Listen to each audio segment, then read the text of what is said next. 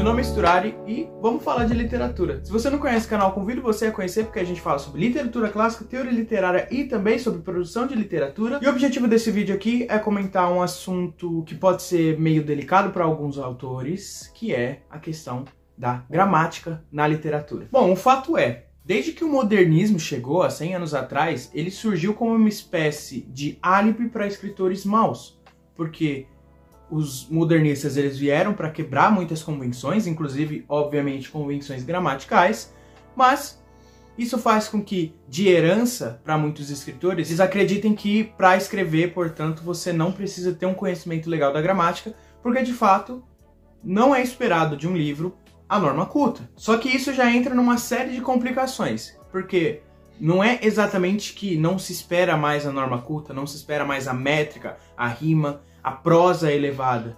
Não é isso. Mas tudo depende do efeito que se quer causar com a sua obra. Assim, eu já comentei aqui com vocês, nos vídeos bem antigos, que eu já vi uma live no Instagram, que simplesmente entrei aleatoriamente, que era sobre uma pessoa que era escritora, e ela estava convidando outros escritores, né? Esses escritores de Instagram, então você já imagina, para conversar. E essa pessoa que estava sendo entrevistada, né? Esse Zé, ele literalmente falando que não tinha inspirações poéticas porque ele não lia literatura, ele só escrevia. Eu tô trazendo isso de novo porque se de fato eu vi com meus olhos um cara falando que não lê,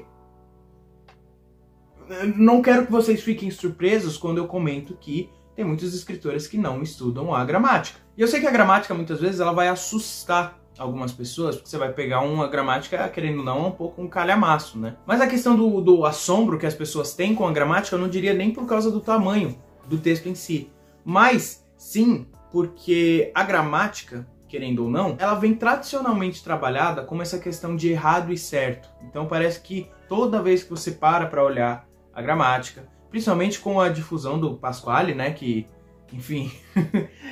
A linguística como um todo despreza ele não é à toa, porque, é claro, ele defende ali a gramática normativa existe, mas a gramática normativa não é o português. A gramática normativa, na verdade, ela é só um modelo ideal do que seria o português normativo. E esse modelo, obviamente, ele recebe um prestígio social maior, porque você pode utilizá-lo em diversas situações, claras, de prestígio também. Você ensinar a gramática, de certa forma, aparentemente, parece que é um pouco aquela ideia de você inibir as pessoas, de você cercear as pessoas, de você dizer que elas estão erradas. Mas primeiro que existe a variação de cada pessoa. Esses dias eu tava assistindo o Flow, é um Flow meio bunda, na verdade, que era do Jacan, e só o Igor, né? E o Jacan, ele tinha comentado que uma vez ele foi pra praia de terno, né? Justamente para discutir uma questão que ele tinha falado de que existe roupa para cada ocasião. Porque ele não queria que as pessoas fossem mal vestidas para o seu restaurante, porque o seu restaurante exigia um certo tipo de traje e essa questão não era elitista, mas era questão de adaptação. Tanto que ele resolveu ir de terno para a praia para mostrar, ó, eu estou bem vestido, mas eu não estou com o traje correto na praia. Eu acho que essa relação a gente pode fazer com a língua também. A gramática normativa, a língua, a norma culta, ela também funciona do mesmo modo. Eu lembro que quando eu comecei a entrar em grupos de Instagram e coisas assim do tipo, até eu desistir e só manter os amigos que eu tenho hoje, desses grupos de literatura, eu lembro que tinha uns caras que escreviam todos rebuscados, mensagens de WhatsApp. Irmão, eu tô no WhatsApp. O que você tá fazendo? Sabe, ele é o cara de terno na praia.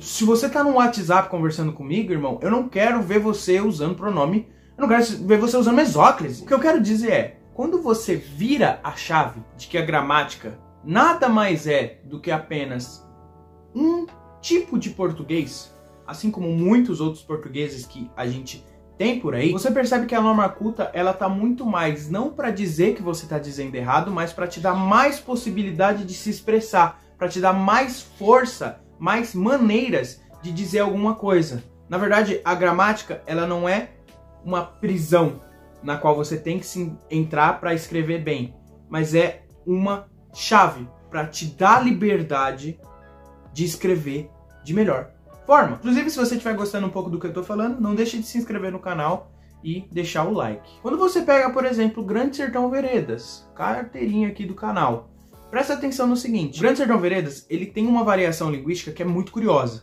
né? Ele faz variação no léxico, na sintaxe, no vocabulário, né? E faz variação, ou seja, de diversos níveis. Não é só uma variação regional também, é uma variação diafásica. Então, ele faz uma variação de uma forma muito rica, muito expressiva. Isso é porque o Guimarães Rosa é analfabeto e, na verdade, ele está escrevendo ali uma variação muito própria, que só ele conhece. Não! Para ele escrever daquele jeito, gente, é muito mais complicado do que escrever na norma culta.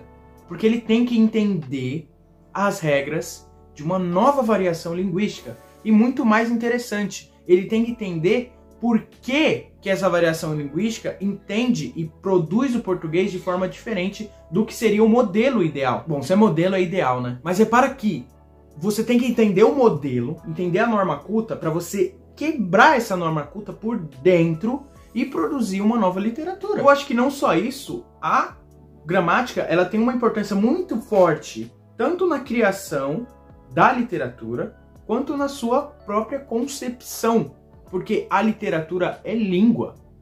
Então você literalmente se negar a aprender a usar métrica, se negar a aprender a gramática, mais especificamente, que é o que a gente está trabalhando, é praticamente se negar a fazer uma obra literária, porque o literário, uma das coisas que é própria do literário, é que exige a palavra escrita. É isso que diferencia a literatura de uma pintura. É linguagem verbal. Tem que ter palavra. O que vocês precisam entender é que a gramática, ela traz, de certa forma, para a literatura, muitos recursos. Então, por exemplo, para que a gente aprende a gramática? No sentido mais simples, a gente diria, por questões de clareza e precisão. A gente quer dizer alguma coisa e a gente quer ser interpretado de algum jeito, tá? Mas vamos supor que você quer deixar alguma coisa propositalmente ambígua na sua história. Repara que você pode usar, portanto, um erro gramatical, que é um erro de ambiguidade, para deixar um duplo sentido, para fazer com que as pessoas tenham dentro do texto, na língua do texto, as duas significações. Um exemplo que está recente também é porque vai sair um novo Call of Duty, o Black Ops 6, e um dos slogans do Call of Duty novo é The Truth Lies. Mas o ponto é, a verdade mente. É esse que seria a tradução inicial. Mas é legal que o verbo lies, por exemplo, ele pode estar tanto relacionado a mentir, né, e a verdade mente, mas também tem a noção de repousar, de estar parado, de colocar-se. Então a verdade está aqui na tua frente.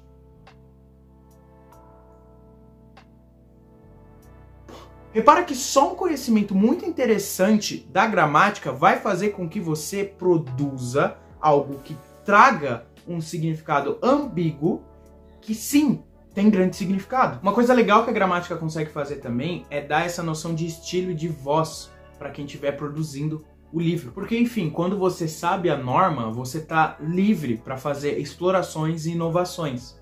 Quando você pega, por exemplo, alguns autores grandes aí da literatura, vou dizer até da literatura ocidental, como por exemplo, o James Joyce, a Virginia Woolf, o próprio Guimarães Rosa que a gente estava comentando aqui, são todos autores que são conhecidos sim por quebrar as convenções gramaticais, de fazer esse novo português. E tudo isso pode, claro, criar certos efeitos estilísticos e também criar um novo estilo pessoal, que é uma coisa muito Guimarães Rosa, por exemplo. O Guimarães Rosa, ele tem uma prosa que é muito única dele.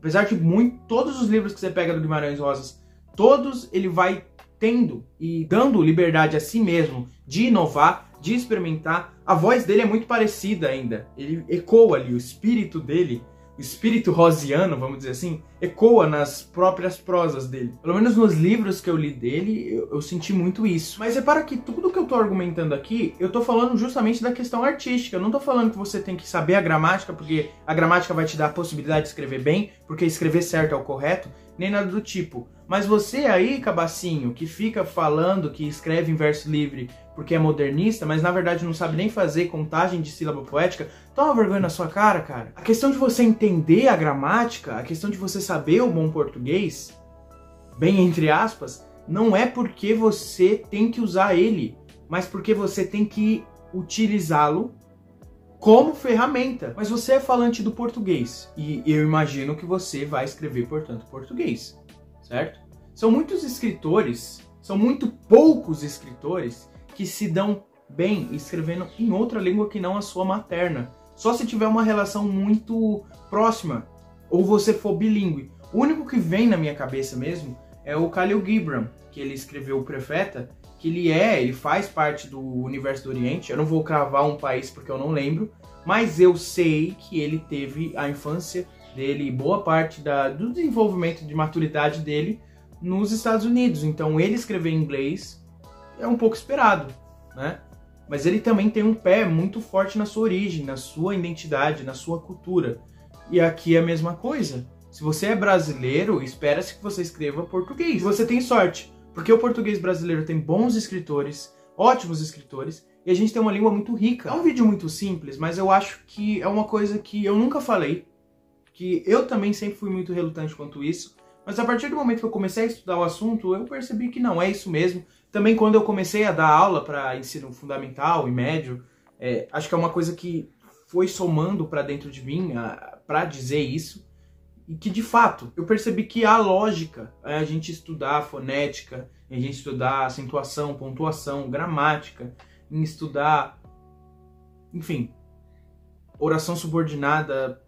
Tem algumas coisas ali que eu já fazia muito sentido para dentro da minha cabeça, mas acho que depois que eu comecei a dar aula, parece que a arquitetura da língua ela foi clareando na minha mente e eu percebi, não, é exatamente isso. E eu sei que eu sempre falei da questão da literatura clássica, de você ter o hábito da leitura, de você manter esse hábito, porque é muito importante para o escritor também, para ele ver inovações, para ele ver técnicas, para ele ver aquilo que os escritores clássicos erraram para ele ajustar, né, que é uma coisa que o Adorno e o Schwarzer comenta bastante, mas tem coisa que é óbvia e que precisa ser dita. Um escritor que sabe equilibrar muito bem o uso de gramática, que tem um conhecimento legal da gramática do português, ele vai conseguir ser um grande escritor, porque ele vai ter noções de inovação, ele vai ter a estrutura da língua internalizada dentro dele e vai saber brincar com aquilo. A gente está numa época da literatura que é muito diferente, muito estranha, porque a gente não tem, de certa forma, um pai para ajudar a gente. A gente recebeu uma herança muito forte do modernismo e do pós-modernismo, que é a herança de poder fazer o que quiser, e a gente está perdido com isso. Tanto que você vê hoje, uma coisa que eu já comentei em outros vídeos também, que tem muitos escritores que vão se prender a tradições. O escritor que vai querer ficar falando do romantismo, o escritor que vai querer ficar falando do modernismo, mas o próprio modernismo já fez 100 anos, mano.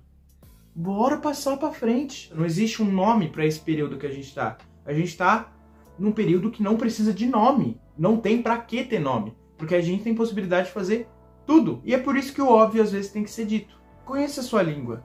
Vai assistir o Noslen. Então é isso. Se você gostou do vídeo, deixa o like, se inscreve no canal. Também me segue no Instagram, que eu compartilho boa parte da minha jornada de estudos, coisas referentes ao YouTube também. Valeu!